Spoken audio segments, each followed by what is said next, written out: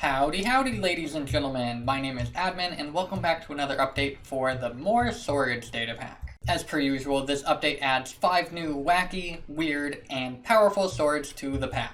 But real quick, only about 24% of you guys that watch my videos are actually subscribed to the channel, so do me a favor and hit that subscribe button, it really does help me grow. Alright, let's get on with the video. So, to get started we need a custom crafter, so dropper facing upwards, crafting table thrown on top.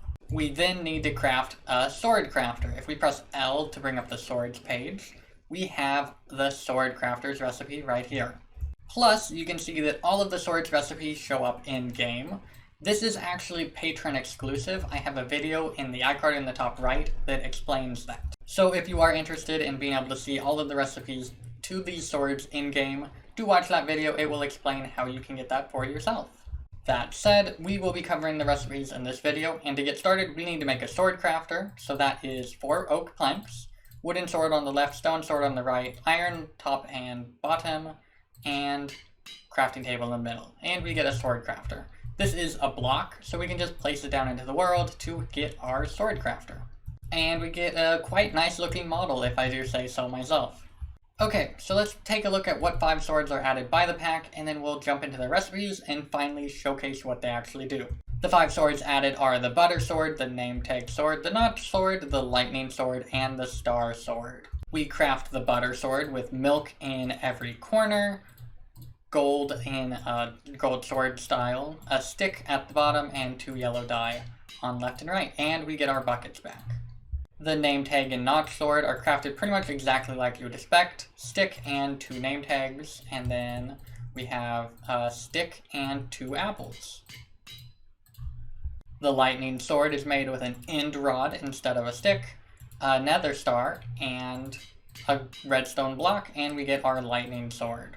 And finally for the star sword we need a netherite sword in the middle, surrounded by 4 nether stars, and we get our star sword. So what exactly do these swords do?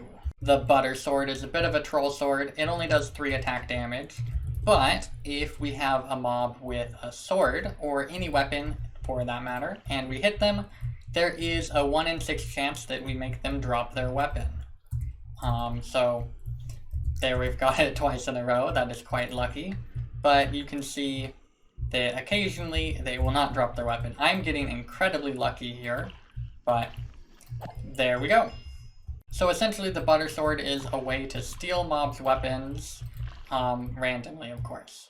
So that alone would make it decently useful, but this sword also works on players. So if I'm in like a PvP situation against another player, I could bring this out and start spam clicking them and possibly make them drop their weapon. Of course, just because they drop their weapon doesn't mean that I'm going to be able to pick it up, because we each have an equal shot at actually picking it up. But at the very least, it will at least cause quite a bit of confusion and chaos. In other words, this is pretty much the perfect sword for sigils. Because, you know, he's like a master troll and everything, so yep, this one's pretty much perfect for trolling people.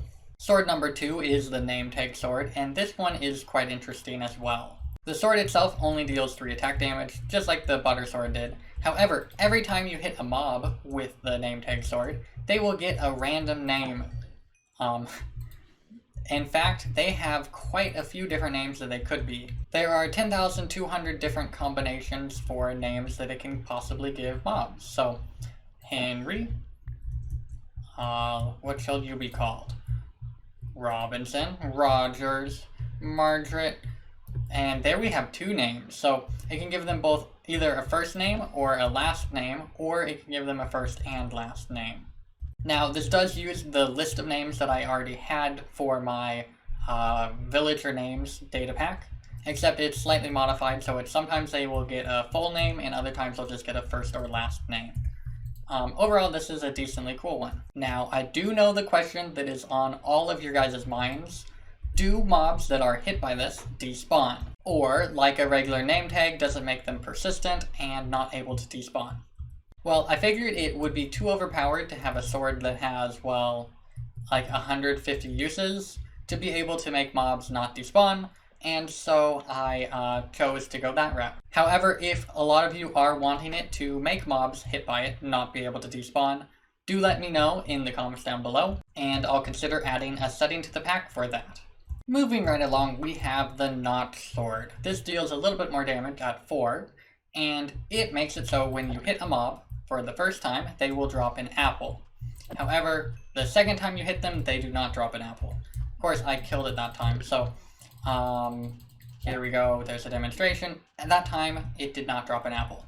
This is consistent with our XP sword and rainbow dye sword. So why exactly do they drop apples when you hit them? Well, this sword is named after Minecraft creator Notch, and Notch's Minecraft account actually has something quite special about it. If Notch is killed in game, he has a special loot table that will make him always drop an apple, even if there were no apples present in his inventory. So that's just a little bit of a fun Easter egg, and I figured I would add it into the pack myself. So this is a way to quite easily farm loads of apples. Not that apples are all that useful. However, if it does prove to be too overpowered, I'll probably change the recipe to probably require either a golden apple or a notch apple, which, to be honest, would probably make more sense seeing that the name is the Notch Sword anyway. Okay, so we finished with the 3 kind of silly swords, so let's move on to the 2 powerful weapons. The Lightning Sword is quite the striking sword. Fun.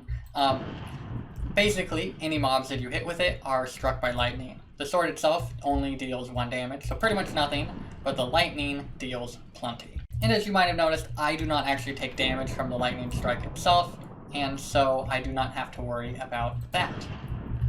However, being able to strike lightning at will is quite the overpowered trait, and so the lightning sword only has 32 durability. You can, of course, put unbreaking and mending on it to extend that, but as a base, it only has 32 durability. And of course, the reason why this is powerful is because you can get stuff like zombified piglins at will, but you can also get charged creepers, which could be used in an assortment of useful things. Normally, in vanilla Minecraft, you would want to get lightning via a channeling trident, which only works during a thunderstorm. So this is definitely a more powerful way of getting lightning, albeit kind of expensive. Also, if you were paying close attention, you might notice that the mob that I hit gets stunned. This is known as an electrical stun, and it is one of my Datapack tools that I've been using for a long time. So any mob struck by this will get stunned for, I think, 1.5 or 2 seconds. So that's why they stay put for a little bit. It just makes it a little bit more potent. Alright, so last and certainly not least, we have the Star Sword. The Star Sword is meant to be the most powerful sword that is in the pack, besides the ones that are disabled by default. But, I mean, you would expect it to be the most powerful sword in the pack, seeing that it cost a netherite sword and 4 nether stars. Okay, so what exactly makes the Star Sword so good?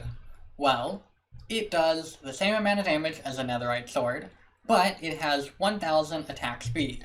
What this means is you can attack as fast as you want, spam clicking away, and it will deal full damage every time.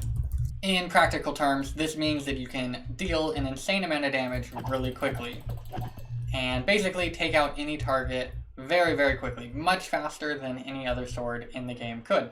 And of course, like any other sword, you can enchant this to have sharpness, smite, bane of arthropods, whatever.